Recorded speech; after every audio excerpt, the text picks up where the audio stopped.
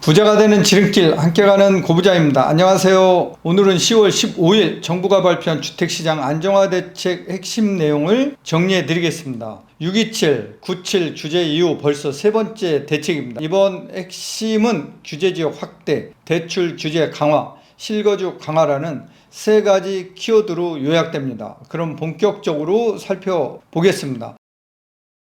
서울 아파트 시장은 지난 2년간의 흐름을 보면 아주 뚜렷합니다. 2023년 초 급락 이후 금리 인하와 유동성 확대로 다시 상승세로 전환됐습니다. 특히 2025년 들어 3월, 6월, 8월 세 차례 급등 구간이 있었고요. 8월 이후 한강변을 중심으로 오른 집값이 이제는 서울 전역 그리고 경기권까지 퍼져나가고 있습니다. 그러다 보니 정부 입장에서는 이대로 두면 또다시 투기 과열이 온다 이런 판단을 내리게 된 것 같습니다. 627 대출 규제 등의 이유로 풍선 효과가 일어났다는 점도 간과하면 안 됩니다. 그래서 정부는 이번 대책을 통해 두 가지를 강조하고 있습니다. 첫째, 서민 주거 안정, 둘째, 부동산으로 쏠리는 돈을 생산적 투자로 돌리겠다는 겁니다. 이 말은 경제 전반의 활력을 저해하는 주택시장 불안, 즉 투기성 수요는 조기 차단하고 진짜 실수요 중심의 시장으로 바꾸겠다는 뜻입니다. 주요 내용을 하나씩 살펴보죠. 첫 번째, 조정 대상 지구, 투기과열 지구 전면 확대입니다. 이번에 서울 전역이 전부 규제 지역으로 묶입니다. 기존에는 강남, 서초, 송파, 용산 딱 4개 구만 지정돼 있었죠. 하지만 이제는 25개 구 전 자치구가 모두 조정 대상 지역이자 투기과열 지구로 지정됩니다. 그뿐만이 아닙니다. 경기도 과천, 광명, 성남시, 분당구, 수정구, 중원구, 수원시 영통구, 장안구, 팔달구, 안양시 동안구, 의왕시, 하남시, 용인시, 수지구 총 12개 지역이 새로 추가 지정되었습니다. 이 규제는 10월 16일부터 즉시 발효됩니다. 적용되면 다음과 같은 변화가 생깁니다. 무주택자 LTV 40%, 유주택자 LTV 제로, 생애 최초 LTV 70%입니다. 6개월 이내 전입 의무가 부과되고요. 청약 조건 강화, 전매 제한 강화, 다주택자 취득세 중과, 전세대출, 신용대출 규제 확대, 이렇듯 대출 세제, 전매, 청약, 정비사업 등 다양한 분야에서 변화가 생기게 됩니다. 두 번째, 토지거래 허가구역 전면 확대입니다. 한마디로 설명하면 갭투자 차단하겠다는 겁니다. 서울 전역이 토지거래 허가구역으로 지정됐고요. 경기에서는 아까 말씀드린 12개 지역이 그대로 토어제 지역으로 포함됐습니다. 이제 이 지역의 주택을 사면 2년간 반드시 실거주해야 합니다. 거주하지 않으면 허가 취소나 이행 강제금 부과되고요. 이 조치는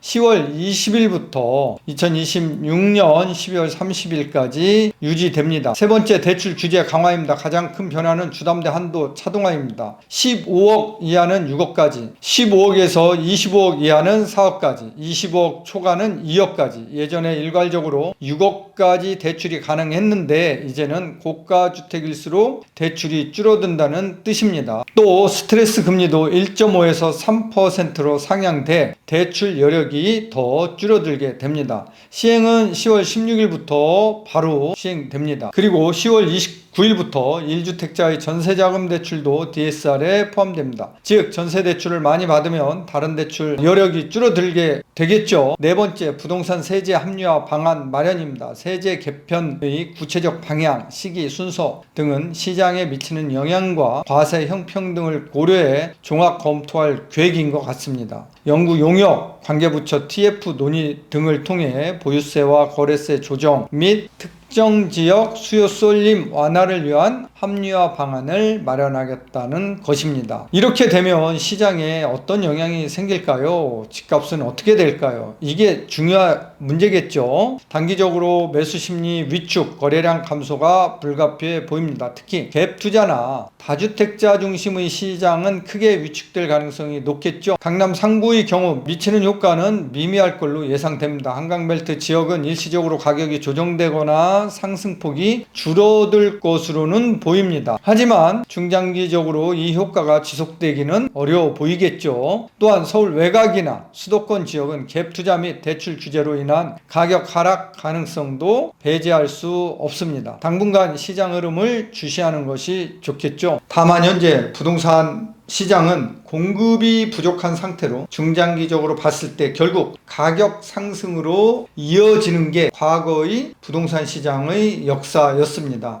내 집 마련에 있어 가장 중요한 것은 언제 사느냐보다 어떤 것을 사느냐가 중요한 시점입니다. 단기적으로 떨어진다고 해서 앞으로 쭉 급락하고 하락하는 게 아닌 것을 알아야 합니다. 지난 과거와 비교하여 꼭 공부하시고 내 집 마련에 나서시기 바랍니다. 이번 3차 부동산 대책은 예상했던 것보다 더 규제가 강화되어 나온 것 같습니다. 앞으로 이 규제가 얼마나 오래 유지될지 그리고 시장이 어떻게 반응할지는 계속 시장 흐름을 살피면서 영상으로 올려드리겠습니다. 영상이 도움이 되셨으면 구독, 좋아요, 알림 설정 꼭 부탁드립니다.